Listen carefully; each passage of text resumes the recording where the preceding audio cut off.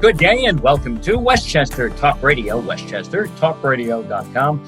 I'm John Marino. We are produced by Sharc Creative, that is Sharc with a C, not a K. And you can catch all of our programming on our YouTube channel, Sharc Creative YouTube. And we are brought to you by here at Westchester Talk Radio by our good friends at places like Entergy, the Indian Point Energy Center. They promised to power up Westchester right through April of 2021.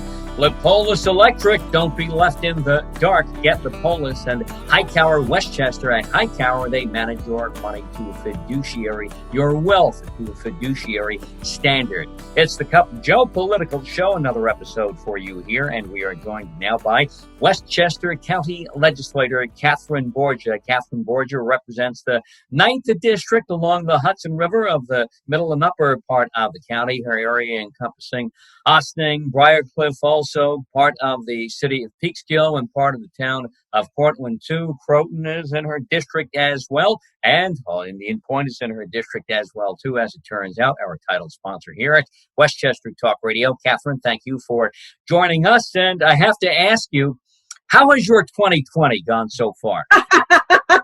Well, there's certainly been a lot of surprises in 2020, haven't there been? Yeah, now we supposedly have a tropical storm warning coming in. So what else could happen, right? Well, I heard on the news someone from Florida say he was happy about a hurricane because at least that's something that they know what to do. To handle it. So that's normal. It's been an incredible year so far, no doubt. And I know you've had a lot to work with, obviously. Things seem to be going along pretty well. Then the COVID-19 pandemic hit and everything changed for everyone at that time. How hard, the way you see it, has Westchester County been hit, especially the county board, everything you do on the county board, and the effect upon the county budget and the services provided by Westchester County? Yeah, so I would say it's a mixed bag. Obviously, we were the beginning. We had the patient zero in New York State, so we were ahead of the curve for a lot of those weeks. The pandemic was worse in New York, in Westchester. Then it started to move south to New York City, where it really became, so huge throughout New York State. It's been interesting, I would say. I think there's been a tremendous amount of working together, coming together, being united in our purposes that really was good. The way that local municipalities, individuals, the county, working with the state, came together to make things happen. We created this overflow hospital at the county center because we weren't sure what was going to happen. But some of the measures that got put in place actually turned our curve earlier than the New York State curve. And of course, right now, New York is one of the few states that are sort of in the green zone where cases are still low and going down. What we're worried about, of course, is Wave 2, people, because it's so much less in control in other parts of the country, people coming back into the New York area, into our region, and it's spiking up again, especially in the wintertime when we might have other flu-like illnesses that might, compound the problem. So as a health emergency, I would say, even though we were scrambling, like every place was scrambling, we really didn't know exactly what to do, and there was some trial and error. I think we performed pretty well as far as the public health component. We were trying things. We were trying to keep parks open, and some of them we were able to keep open, and some of them we weren't able to keep open for various reasons.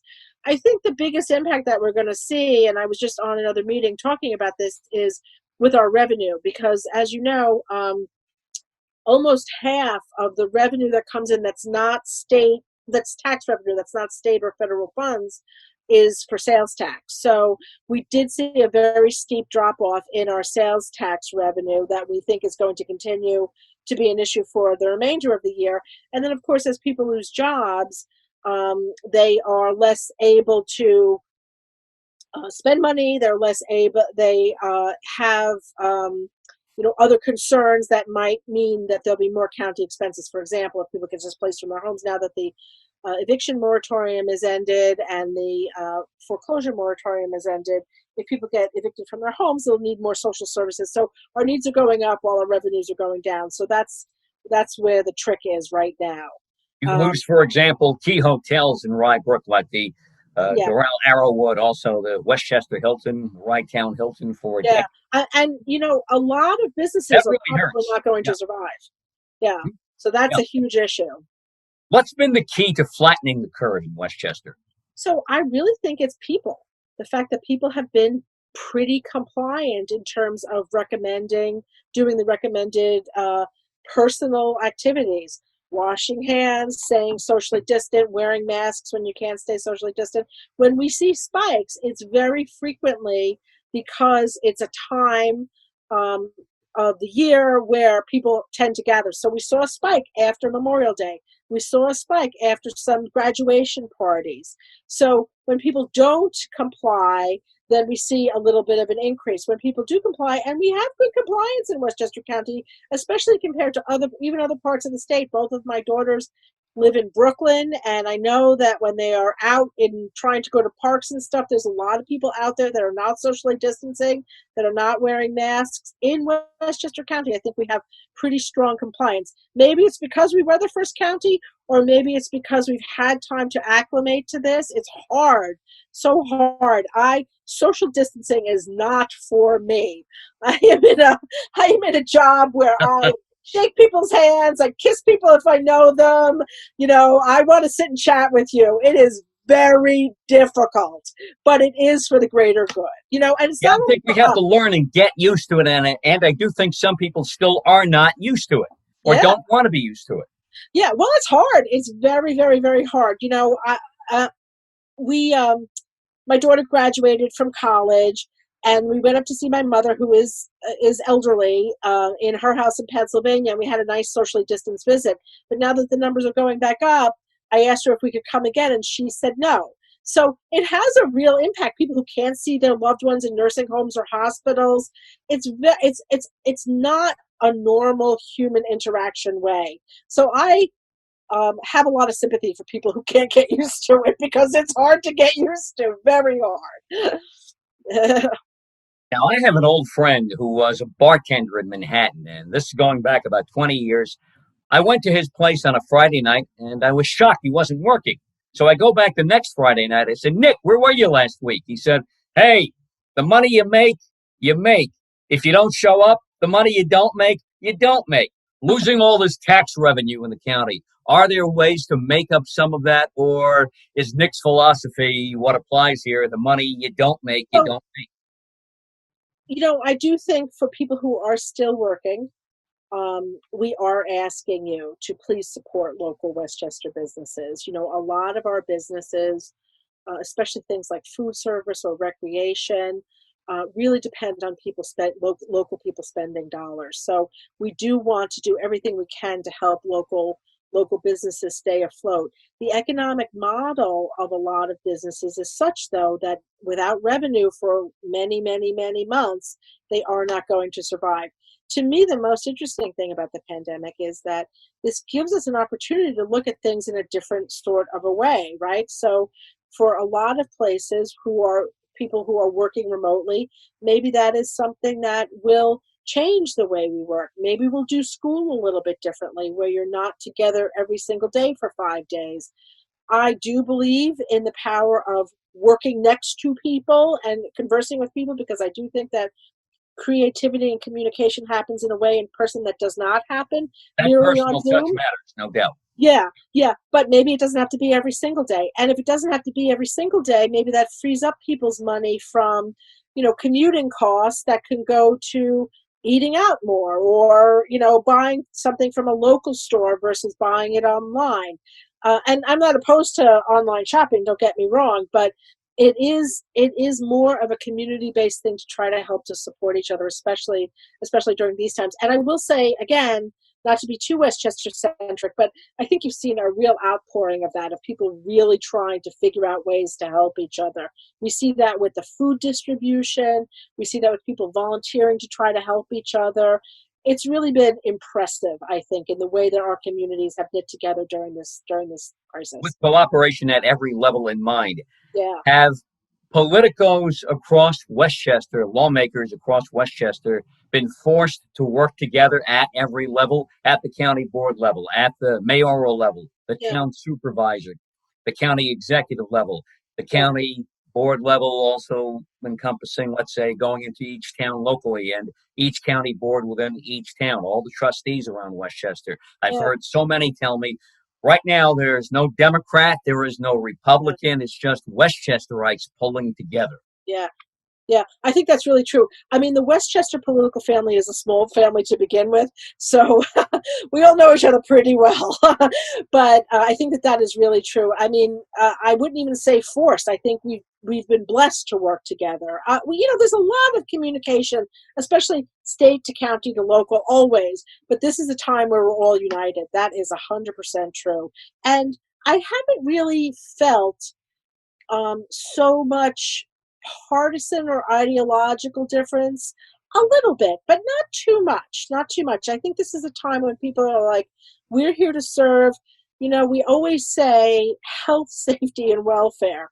And health is the first one, So when it's time of crisis, we're showing our true colors, and they're good.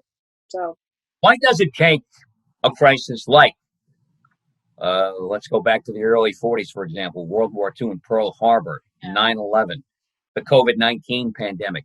Why do we wait for crises like this to happen before we finally all get along together at every level, governmentally, and we hope societally now with everything that's going on with social justice and police reform? We'll get to that. But just in general, the mindset. I think it's a human design flaw. Could be. Has to be. Yeah, has to be. Because obviously when you're in crisis, the things that used to bother you just don't bother you. They all come together when we have to. Right now, we have to. So, joined by Catherine Borgia, County Legislator, 9th District in Westchester. Westchester County Board of Legislators, our district encompassing Pryor, Cliff Ossining, Croton, and parts of the town of Portland and city of Peekskill here on Westchester Talk Radio, westchestertalkradio.com. I'm John Marino, produced by Sharc, S-H-A-R-C with a C, not a K, Sharc Creative. Catherine, let's move over now to social justice, police reform. What steps have been taken or at least considered by the county board to make things better between all communities around the county?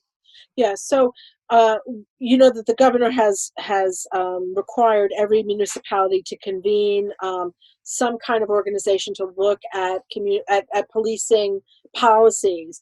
Could we use the term mandated from the governor's office? I think it was mandated from the governor. I think that's correct. Yep. But prior to that, the county executive had already put together a task force that has been meeting. I think that they have had 2 meetings, and now they're going out into the community, although they're doing it by Zoom in various locations to get people to give them some kind of feedback as to what they see.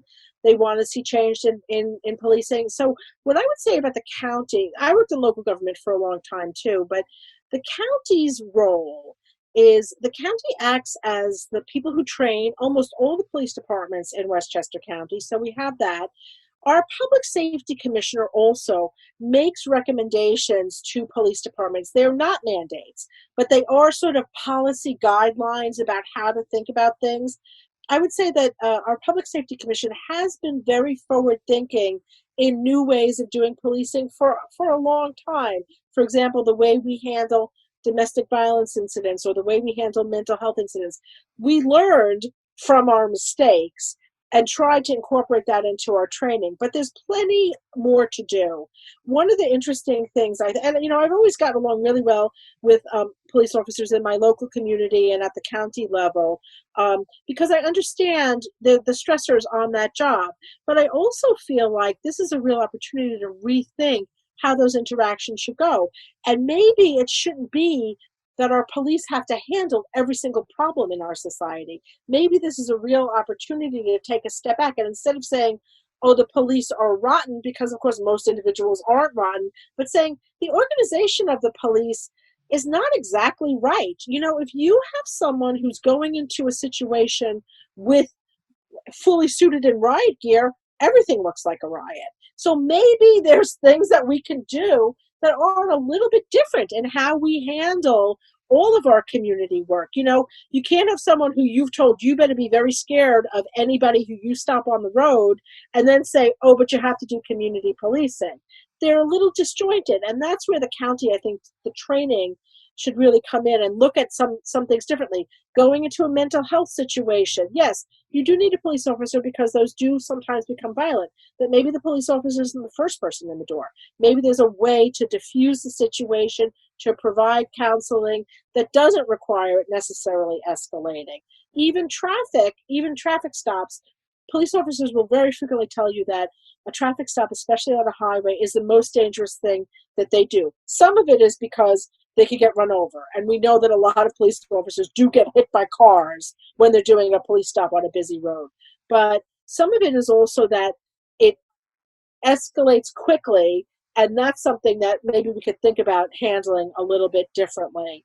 So there's opportunities, I would say, also, in my opinion, this is my opinion, it is better for a county as a regional government to have some of this, handle some of these most ratcheted up situations versus having every single police department have some of this paramilitary equipment that we are offered by the federal government. Maybe that's not exactly the way to go. Maybe there's a better way to say, okay, it's very rare that we have hostage situations. Maybe there's one organization that knows how to handle hostage situations and they get deployed, versus everybody thinking, every police department thinking, any day there could be a hostage situation and all our police officers need to be ready for that. You know, maybe we can move a little bit more. I hate to sound naive, but maybe we can move a little bit more back to, old-fashioned community policing, like, where police officers had a real understanding of their communities and knew the kids in their communities. And maybe there's a way to even encourage more people from local communities to become police officers because they have such a vested interest. If you went to high school in Ossining, or you went to high school at Hen Hud, and you're a police officer who patrols Hen Hud, you have a deep sense of that community. And I think that's also a way that we would like to see move into. That requires some cooperation with our state work, but our police commissioner was talking about the fact that, oftentimes, because of the way the civil service laws are, you could have someone who grew up in Ossining, whose father was a police officer, whose uncle was a police officer, or who went to Ossining High School, and you'd really like to hire this person, but there's somebody higher on the state test. If there was a way to value community a little bit more, I think that would be a really good thing. So, no doubt the local connection matters, and we talk about the impact of mental health in situations like this, and maybe bringing in, as you've alluded to, mental health professionals in situations where we might in the past bring in police and riot gear. Are we doing enough with regards to mental health right now, or does more need to be done? A lot more needs to be done. This was a crisis before the pandemic, and the pandemic has made it much, much worse. Isolation. I mean, I was talking a little bit about my own mental health crisis of not liking to be apart from people, but isolation, loneliness, financial stress, financial worry, housing insecurity, all of that, we're at a crisis situation. Not to mention our first responders and our essential workers, like people who are working at the grocery store, people who are working in healthcare.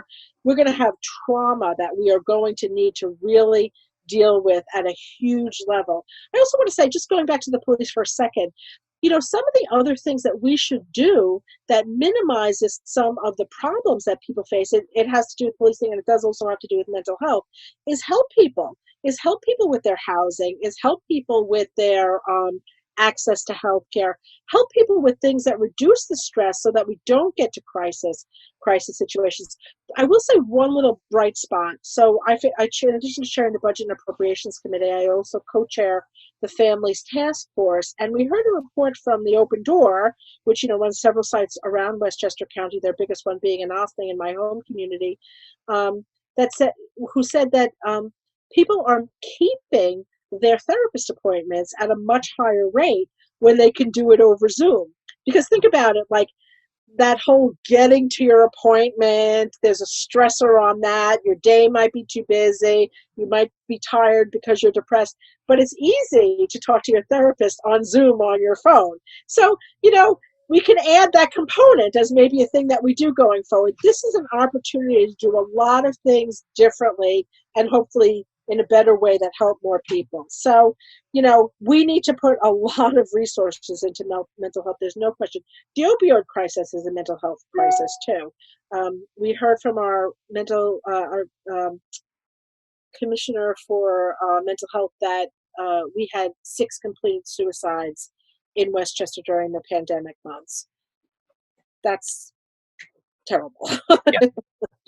That's a terrible, terrible, terrible statistic for 2.5 months. So you made reference to housing insecurity, yeah, and we could walk into a drugstore, we could walk into a supermarket, what we would call in the old days a candy store or a grocery store where we get our newspapers, walk in every day and see somebody working there every day and say, oh, he's got a full-time job, he's here every day, she's here every day. But these are low-paying jobs, and homelessness is a bigger issue than we could have ever expected in a county as affluent as Westchester, because these are low-paying jobs, and jobs like this don't pay for a place to live.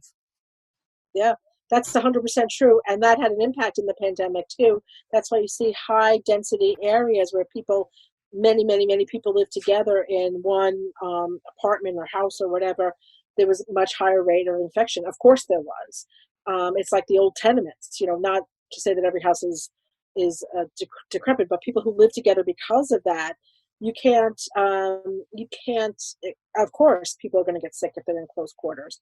I think prior to the pandemic, we released the housing needs assessment for Westchester County, and it was clear from that the math just does not work right now. You could have two adults making full-time salaries. In order to buy a house, the average price of a home in Westchester County is something like $460,000, not the median price, the average price. So that includes very high and very low. But a family with 2 people making, whatever the area median income for a family of 4, I think it's like around 120,000 now. So 2 salaries totaling 120,000, which seems like it should be enough.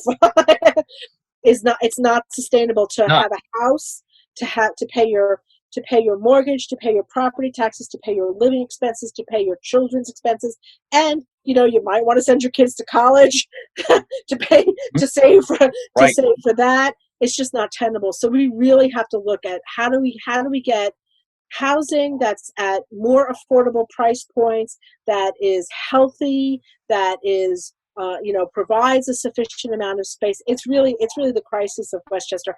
And if we can't figure that out, our long-term economic sustainability is not going to happen, because we're going to be in a place where it's only very wealthy people can live, and then everybody else, every other service, every other place, it's only to be the very poor and the very rich. And that's not what Westchester is supposed to be. It's supposed to be a place where there's a big, healthy middle at every price point. So goes back to the old adage, you might be rich, but you may not be wealthy. Those are 2 different things. Absolutely. And you have to be able to afford all of this to be able to own a home or to have a secure apartment with everything that you need in order to live your life on a day-to-day basis, which you talk about the pandemic and everything going on. And another victim of the pandemic was Rye Playland and the closure for the summer of 2020. Yeah. Well, Rye Playland is getting a lot of love from us right now. We just approved today. We had our summer meeting, and we just approved one fairly large capital project for the shoreline rehab and the bathhouse rehab, and we approved a design change for the pool there. Prior to that, we have also made several other community capital projects for Playland. So, we're in a disagreement with the potential operator, Standard Amusements. We're in a legal disagreement with them, but we have made the commitment, and we're following through on that commitment to really put in the capital work needed to save that, the structure of the facilities. Today in our board meeting, we got down another large capital project that we'll be looking at in the subsequent weeks about the towers that are at Playland. And it's our facility. It belongs to the people of Westchester, and it has not seen the level of love, capital improvements that it's needed for a long time, decades really.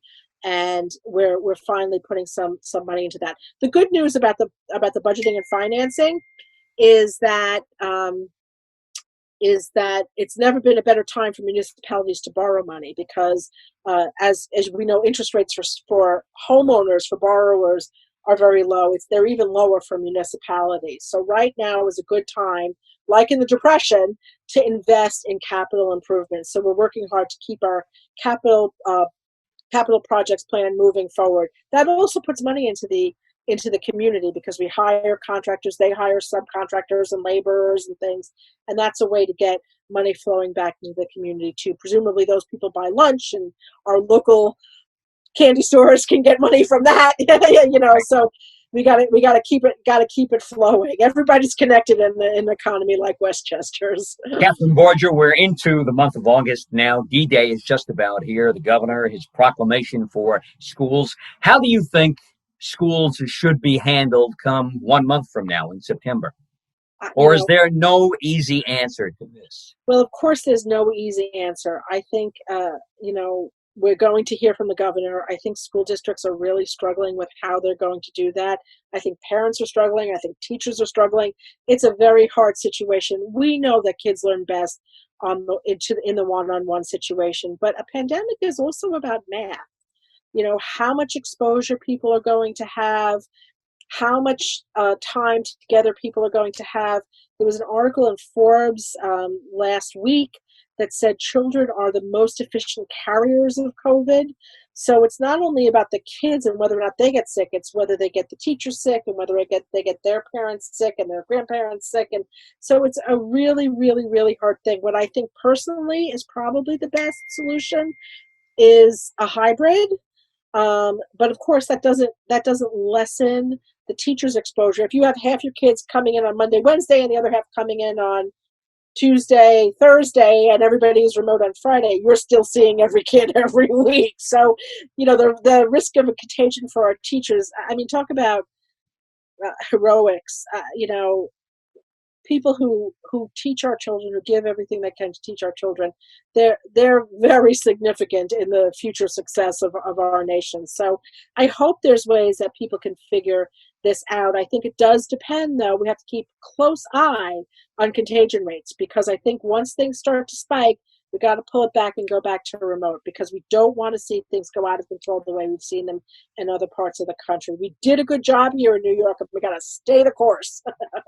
Some people say if you don't send kids back to school in a few weeks in September, they'll be hurt by this, by not being in their classrooms with their classmates every day. And yet there's the other side of the coin that kids may not contract the pandemic the way adults do.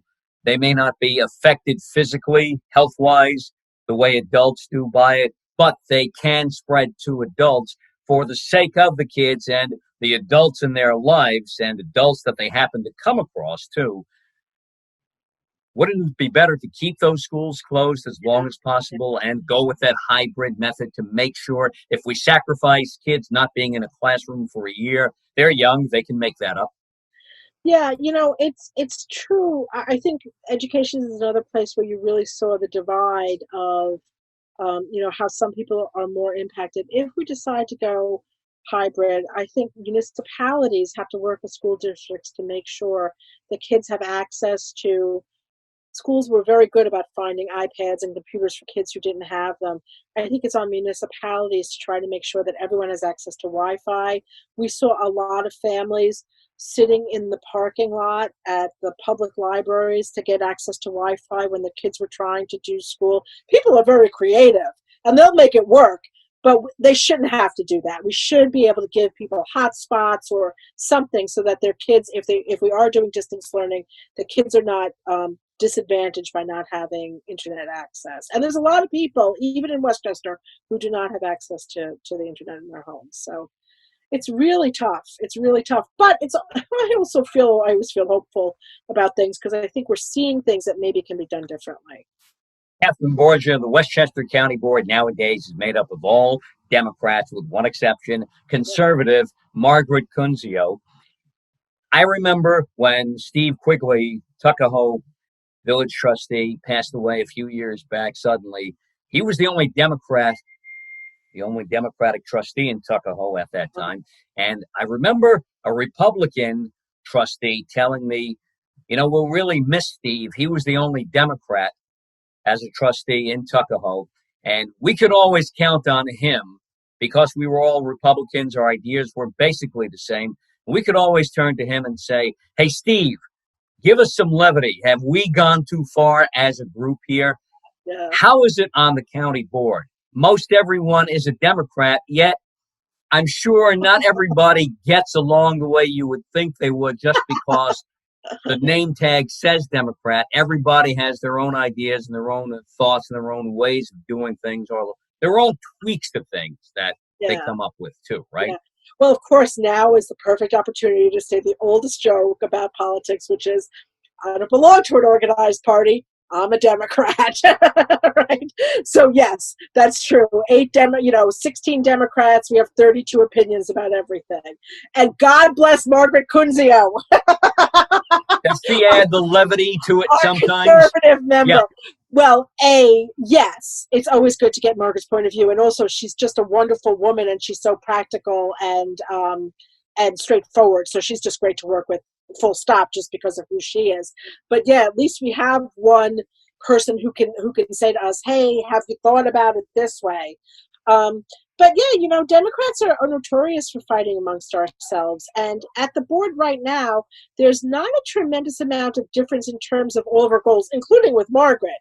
We want to get the county back fiscally. We want to make sure that people have what they need during these times of crisis. And we want to fix the things that need to be fixed and haven't been fixed in a number of years. So it's not so much that our goals are different, but yeah, there's arguments about methods. I'm not going to lie. I can imagine. Yeah, not everybody conforms just because they're all part of the same party. Yeah. You have different wings of the party. You have different thoughts, different ways of doing things. Yeah. I think the goal is always the same, what you want to get to, but there are a lot of different roads around the area, and everybody splits up onto these roads or creates their own path and makes their own roads as we go along, right? Yeah, that's true. That's which is part of the fun of it, too, I guess. You never know what might come up. So, Catherine Borgia, County Legislator, 9th District in Westchester, her area, her district covering Ossining, also Croton and Briarcliff and parts of the town of Portland and city of Peekskill. Catherine Borgia, always a pleasure to talk to you. Hope we get to do this again soon. Yes, much appreciated. Me too. Thanks so much for inviting me. Enjoy the rest of your summer, John. Yeah, enjoy the rest of your summer, too. Catherine Borgia, County Legislator here. Westchester Talk Radio, Cup of Joe, political show. WestchesterTalkRadio.com. I'm John Marino, produced by Sharc, S-H-A-R-C, Sharc Creative, and we are made possible by our good friends, like our title sponsor, Entergy, the Indian Point Energy Center, promising to keep us in Westchester powered up right through April 2021. Wartburg Healthcare and Rehabilitation, Wartburg in Mount Vernon. Also by Park Sterling Realty in Bronxville, White Plains Hospital Center. Special thanks to all of our heroes, the essential workers at White Plains Hospital and all around the area, doing what they've done throughout the COVID-19 pandemic. And by Michael Labriola, Landscape Design and Construction. Catch all of our programming here at Westchester Talk Radio on our YouTube channel, Sharc Creative YouTube.